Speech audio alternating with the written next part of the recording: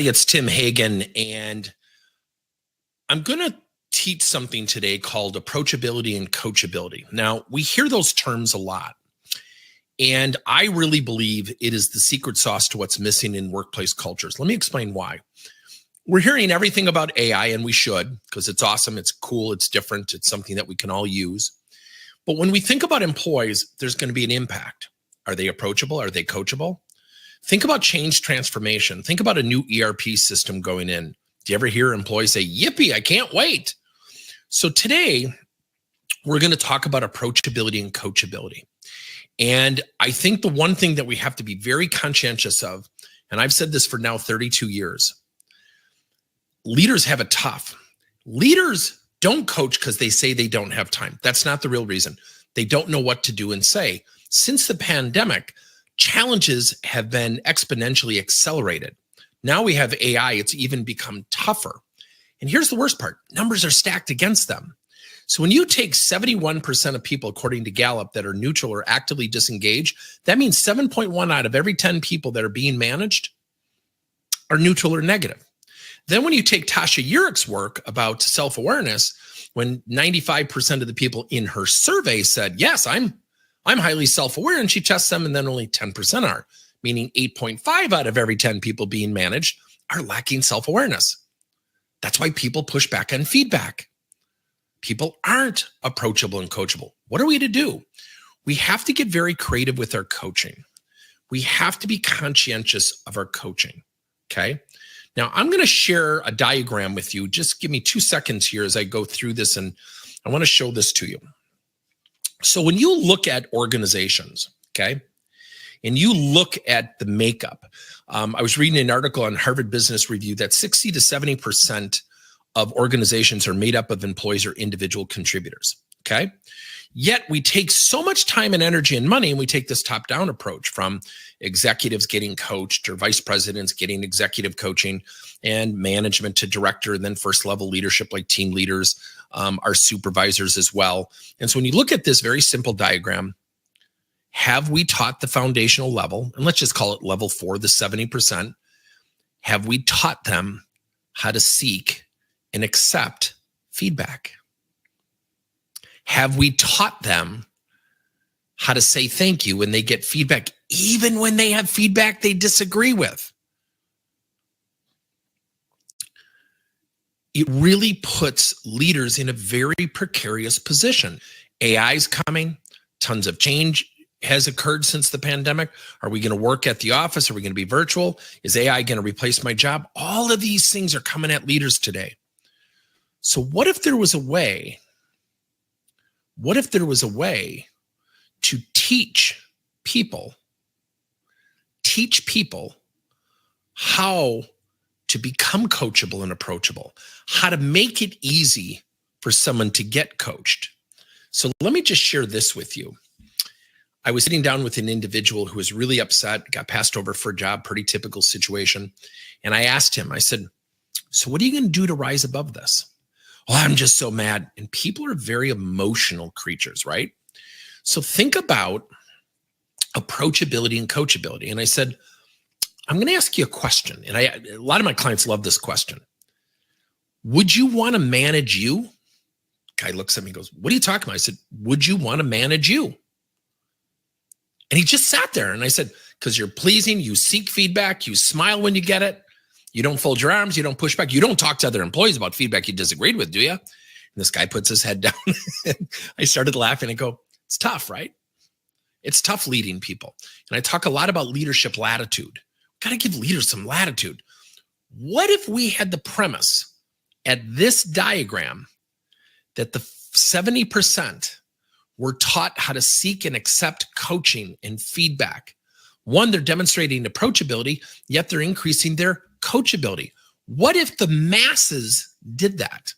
Now, I'm about to go through a slide deck. I want to show this slide deck to you, and I want you to just think about some of the techniques that we're going to teach. Now, I'm going to just tease you a little bit here. This is a approachability coachability series that we have, approachability and coaching series, where we coach the masses. We actually track each session. So we do things like, seeking feedback, accepting feedback, how to own your attitude, titles like that, how to show up as a great teammate, things like that. And what we do is we do this for some of our clients. If you're intrigued by this, we can craft a custom schedule and custom set of titles for you. So just click on this QR code and we'll get you some information on how the program works. And the reason I'm doing that now is it's embedded in this particular tool that we're using. So I'm going to switch over to my slide deck. Again, I go back to just a couple quick thoughts. Approachability and coachability.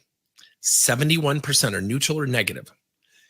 85% lack self-awareness. That's tough on leaders. So what if we reverse engineered it and we taught people how to go get coaching, how to make it easy to give feedback? We're going to teach a technique called Eat Feedback that absolutely solves this at a major, major level. We'll even give you a quote of a multi-billion-dollar company and a CEO where we're currently doing this within 9 months. They're actually calling it the movement. Not because we're doing it, it's because we're teaching it. We're reverse engineering the workplace. Instead of a top down, we're going a bottom up and sideways. So let's switch over to the slide deck.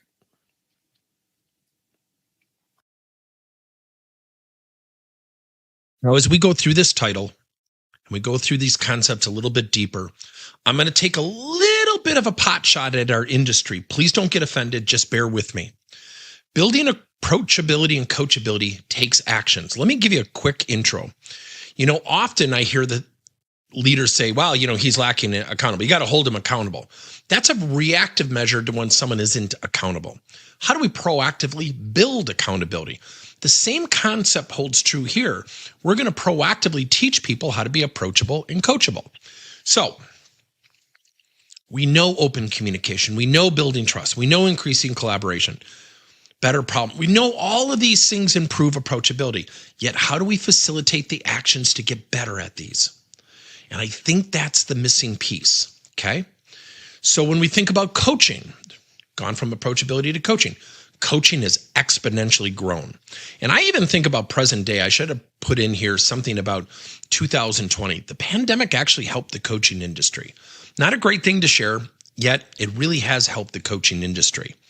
So when you think about approachability, it does win an audience.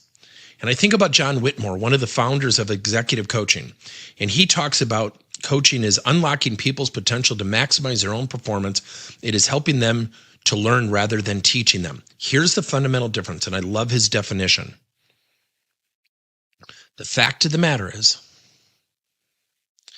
you cannot coach somebody who does not want to be coached. If I'm coaching someone and asking all these great questions to unlock someone's negative attitude to become positive, they have a choice to be positive or negative. It's a choice. And that's where approachability and coachability come into play. So let's think about our team. Let's think about somebody like Samantha, who just got passed over for a promotion. Is she more motivated the next day or less motivated? And let's think about David, who doesn't want to become a manager, yet really, he's a software guy. He just wants to work on his own. He doesn't want to collaborate and communicate. He's an introvert. He's intrinsically motivated, loves his job, would prefer to work on his own. Then you have, someone like Emily Wilson. And you think about this person who is leading the team as a team leader. And oh, by the way, used to be a former peer. And then you have Aiden, who just joined the company, just joined the team as a new employee. That's a lot of stuff for leaders to manage, certainly for them to coach. So let's go back to this diagram. 70%, 60 to 70, let's just call it 70 for math's sake, are employees and individual contributors. These people, including our leaders, have never, I promise you, have probably never, rarely does anyone go through a semester-long, year-long course on how to seek feedback and coaching professionally and thoughtfully. Most of the time, we dismiss feedback. You know how? When somebody says, give me an example, they don't want an example. They want a situation so they can rebuttal the feedback.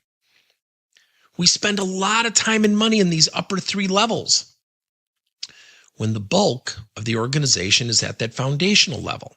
So what do? We know smiling, we know open posture, we know eye contact and active listening and clarifying questions. We know all of these things need to be done. So here's my question to you. Have you put them into practice? Because if someone isn't practicing clarifying questions, if someone isn't used to offering assistance to coworkers, those are events, they're not habits. That's the missing piece as well. So when you think about coaching impact, this is from a study at Harvard, employee engagement increased 25%, productivity, retention rate. The number one reason people quit organizations today is their boss. Whether fair or unfair, coaching makes an impact. So we know the coaching process: rapport, assess needs, set objectives, develop action plan. Now, as much as this can be laid out and we have goals and all those good things, at a foundational level, somebody has a choice to participate or not participate, to be coached, to not be coached, to be mentored, to not be mentored, to accept feedback or dismiss feedback. Here's the funny thing about feedback. Most of us, a lot of times people will do what? Is feedback can be very personal to people. And a lot of times with feedback, what do? We come up with reasons to dismiss it based on our agreement or disagreement with the feedback. The point of feedback is perception, to give someone insight. That takes practice. So all of these are valuable tips. Yet I'm about to teach you something that I think will absolutely blow you away at its simplicity, and it solves a major problem. So we need to listen attentively, use positive tone, be approachable, smile and make eye contact, open body language, ask questions and seek feedback. All of those things require action and practice. Let me dare say this. We also have to have it scheduled. If you are not scheduling these things for your people as a leader, I promise you they are not scheduling them for themselves. So here are two things I'm going to spend some time on. As beautiful a diagram as this slide is, I wanted to keep it simple. A listening chat can be done by anybody. We encourage leaders to do it.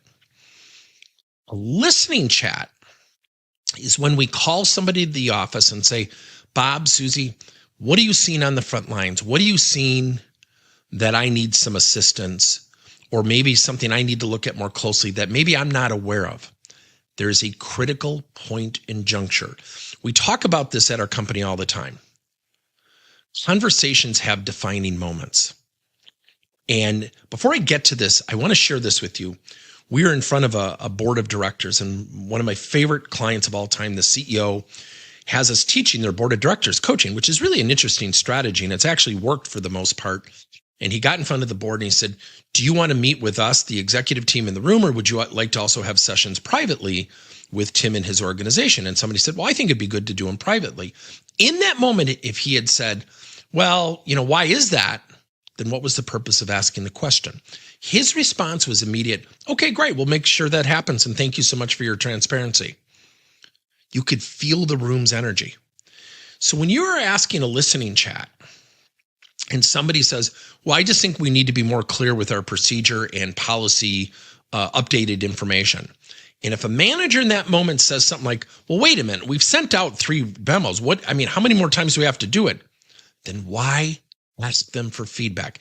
In that moment, that employee will go to the stratosphere. I will never give feedback again. Whether fair or unfair, that's what happens. So a listening chat is asking people for feedback to be pushed upward.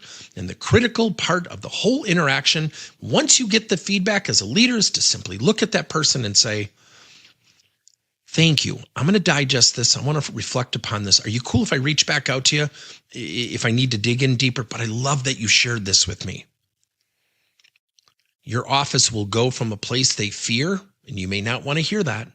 It'll go from a place that they fear to a place that they absolutely want to visit. Now, if somebody says, yeah, but, and they interrupt, they'll never want to give you feedback again. They'll never tell you that.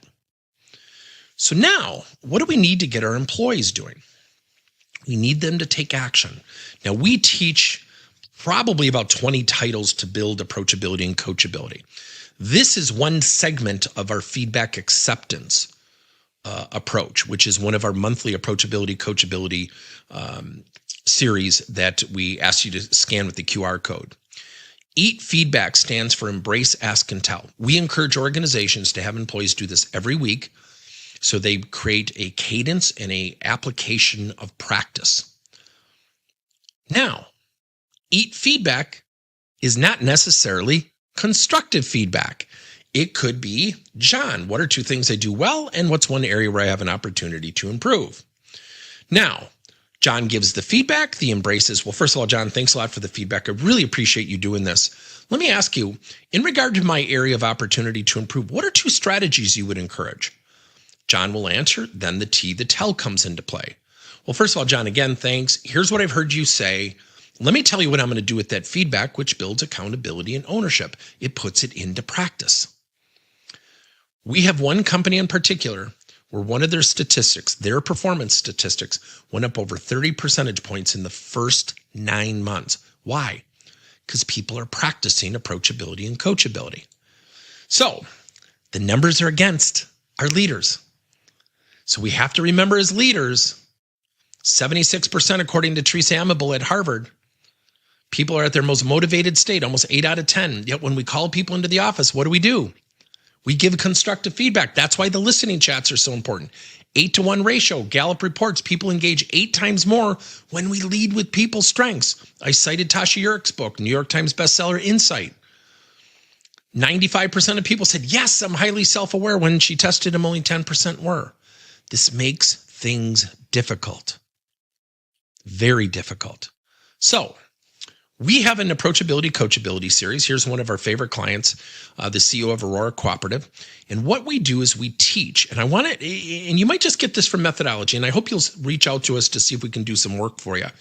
But basically, it's a live automated webinar. We actually track participation, and we use an assessment tool that we've built. We ask coaching questions. Now what we're doing is we're actually calling this Coach Aid. Automated integrated delivery. So after the webinar, we have reinforcement of 7 to 14 to 21 days, specific to a topic like being a great teammate, seeking, accepting feedback, et cetera, et cetera. But this organization, and you can see Chris's nice quote down here, they actually call it the movement. So we literally every single month, twice a month, we talk to their masses, and they're live, what we call coaching webinars. We're not lecturing. They're doing activities, case studies, situational analysis, what would you do scenarios, and they're high energy, as you can tell. I'm a hyper guy, but the point being is we're building approachability and coachability. I would really encourage you, scan this QR code and get some information. We'll reach out to you. We can even do a sample for you if you want. There's a fee for it, but I mean, we're not going to do anything for free, but I will tell you that once we do that, one of the things that I would really encourage you to do is to dive into this. Because when you look at that 70%, that base of the triangle, guess what we're doing? We're building the foundation of the organization. And when people become more approachable and coachable, leaders become more willing. When people become approachable and coachable, they're more willing to communicate and collaborate. When people become more approachable and coachable to their peers, it creates succession planning. If you build your culture from a foundational perspective with approachability and coachability, you will exponentially improve the workplace. Thanks for your time, everybody. Scan this code. I hope you will let us know in the notes what you think of today's presentation, what you think of the title. Please scan this QR code again, get some information. We'll send you out a brochure and a list of titles that we have. We also custom build titles all the time as well. Thanks, everybody.